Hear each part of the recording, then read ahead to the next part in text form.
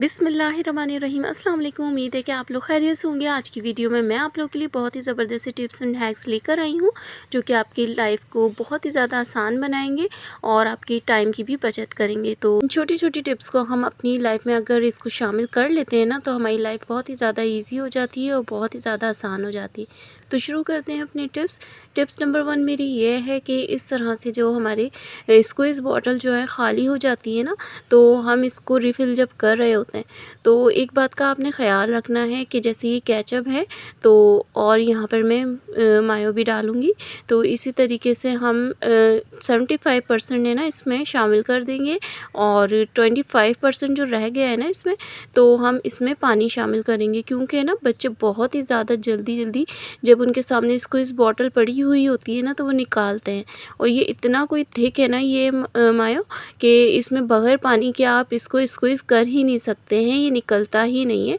तो थोड़े से पानी की इसमें ज़रूरत होगी और बच्चों में कोई भी इतना फ़र्क नहीं पड़ेगा, बल्कि ये और अच्छी बात है कि केचप वगैरह की जो खटास वगैरह होती है ना, थोड़ी सी कम हो जाती है, लेकिन इसके टेस्ट में इतना कोई फ़र्क आता नहीं है। इसी तरीके से मायो, इसी तरीके से केचप, दोनों में हम 25% थोड़ा थोड़ा पानी डाल देंगे ताकि इसको निकालने में भी आसानी हो और ये थोड़ा सा डाइल्यूट हो जाए, जो कि बहुत ज़्यादा ज़रूरी है। क्योंकि बच्चे इसे खुद ही यूज़ कर रहे होते हैं ना, जब ये रखा हुआ होता है किचन में या डाइनिंग टेबल पर, तो ज़रूरत से ज़्यादा इसको निकालते हैं, यूज़ करते हैं, फ्राइज़ में डालते हैं और जो रोल वगैरह खाते हैं या किसी भी चीज़ के साथ, तो वो ज़रूरत से ज़्यादा ही लेते हैं। मतलब वो खा नहीं रहे होते, पी रहे होते हैं। यकीन कीजिए मेरी बॉटल 2-3 दिन में ही बिल्कुल फिनिश होकर रह जाती है। तो मेरे लिए तो ये बहुत ही ज़बरदस्त टिप है। थोड़ा सा पानी अगर आपको ज़्यादा डालना है तो आप डाल सकते हैं, मगर मैं ज़्यादा डालूँगी नहीं, क्योंकि फिर बच्चे हैं ना बहुत ही ज़्यादा नखरे दिखाते हैं। मैं सिर्फ इतना ही पानी यूज़ करती हूँ ताकि उन्हें इतना पता भी ना चले और इसको इस बॉटल में से भी आसानी से निकल सके। अब यहाँ पर देख सकते हैं कि हम बड़ी जार जब लाकर रखते हैं ना, इस तरह के पाउचेस मायो के, केचप के, तो ये ऊपर से खुश्क होना शुरू हो जाते हैं। तो वजह यही होती है कि इसके अंदर नमी चली जाती है। तो जैसे कि आपने अभी देखा था कितना अच्छा ये फूला हुआ था, तो जब मैंने इसकी हवा निकाल दी है ना, तो अब ये बिल्कुल ठीक हो गया और ये ख़राब भी नहीं होगा। अंदर बिल्कुल भी एयर नहीं है इसके।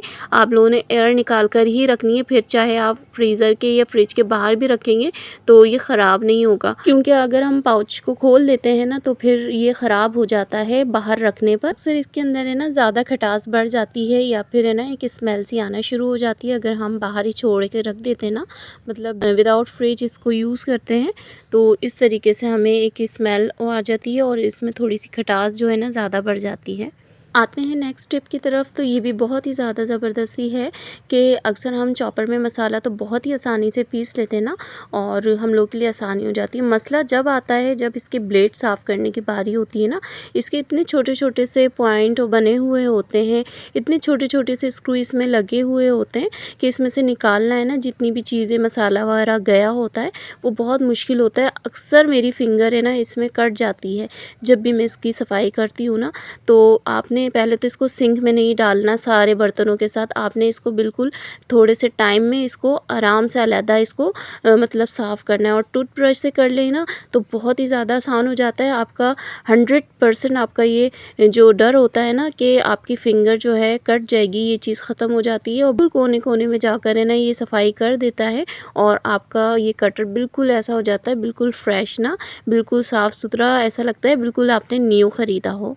तो अगर आप अभी तक मेरी वीडियो देख रहे हैं तो इट्स मीन कि आपको पसंद आ रही है ना, तो प्लीज़ लाइक कर दीजिएगा वीडियो को। और क्योंकि बड़ी मेहनत से ये क्लिप्स इकट्ठे किए हुए होते हैं, अक्सर ऐसा होता है कि हमें समझ में नहीं आ रहा होता कि हम इतना सर्फ डालकर मशीन में कपड़े वॉश करते हैं और वो साफ़ नहीं हो रहे होते हैं, तो समझ ही नहीं आता मशीन ख़राब है कि डिटर्जेंट ख़राब है।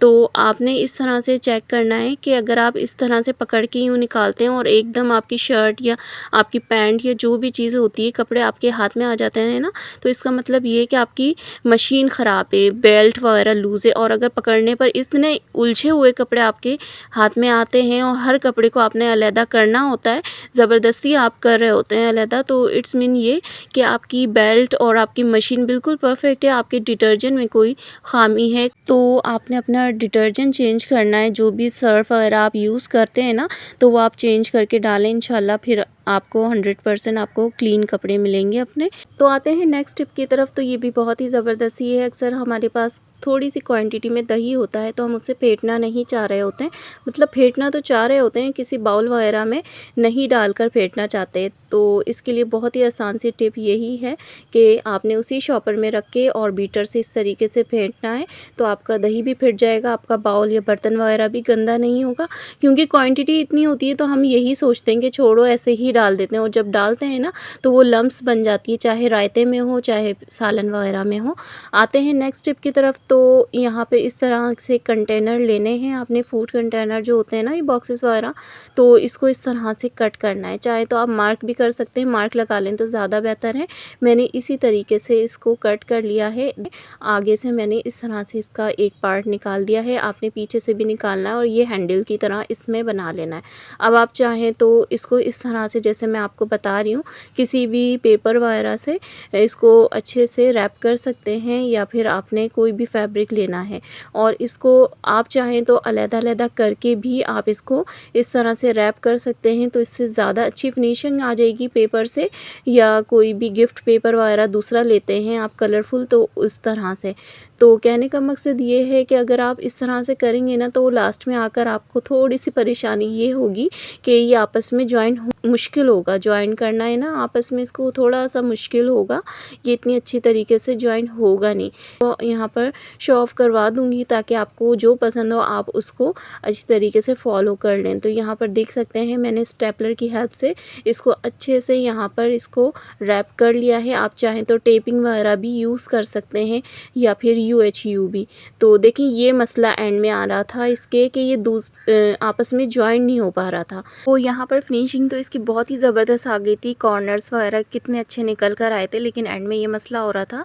तो अगर आप कर सकते हैं यहाँ पर इसको कुछ तरीका, मतलब जुगाड़ लगा सकते हैं तो इसको लगा लें, वरना तो फिर आपने ये वाला तरीका जो कि मैं बता रही हूँ वो करना है। आपने टेपिंग लगानी है अच्छे से ताकि ये सिक्योर हो जाए, आपकी कोई चीज़ भी ना गिरे इसमें से ना। और इस तरह से फैब्रिक लगाना है या फिर कोई पेपर भी इस तरह से ले सकते हैं।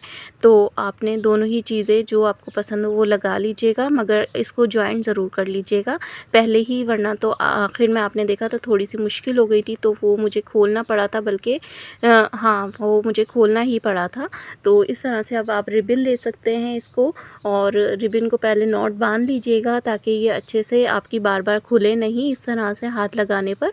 और एंड में भी हम इस तरीके से एक नॉट बांध देंगे थोड़ा सा फंदा देकर, तो इससे ये होगा कि आपकी ये बहुत ही ज़बरदस्त सा हैंडल बन जाएगा।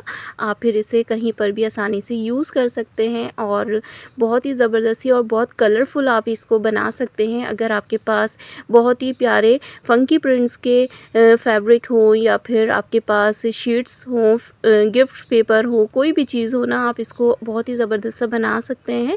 या फिर आप इसको ऊपर पेंट भी कर सकते हैं, पेंट कर लेना तो वो ज़्यादा बेहतर है। मैं पेंट वगैरह इतना पर्सनली यूज़ नहीं करती हूँ क्योंकि बच्चे साथ में होते हैं मेरे, तो फिर मैं कम करती हूँ, वो ज़्यादा इधर उधर कर रहे होते हैं, तो इसलिए मैं यूज़ नहीं कर पाती हूँ।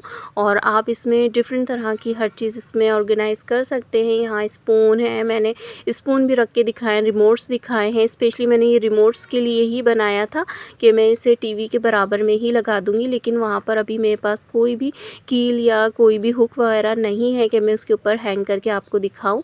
तो यहाँ पर था, मैंने सोचा इधर ही दिखा देती हूँ। आप इसके अंदर मोबाइल भी चार्ज कर सकते हैं कि आपने मोबाइल कहीं पे भी चार्ज करना हो, बस ये बास्केट साथ में आपने लगानी है किसी हुक पर और आपका मोबाइल फ़ौरन से चार्ज हो जाएगा। वो बिल्कुल गिरने का ख़तरा बिल्कुल भी नहीं है। ऑर्गेनाइज़र तो आप ज़रूर बनाइएगा। और अगर आपको वीडियो ज़रा भी पसंद आई हो तो प्लीज़ लाइक कर दीजिएगा, चैनल पे न्यू है तो सब्सक्राइब कर दीजिएगा। फिर मिलते हैं नेक्स्ट वीडियो में बहुत ही अच्छी सी वीडियो के साथ। अल्लाह हाफिज़।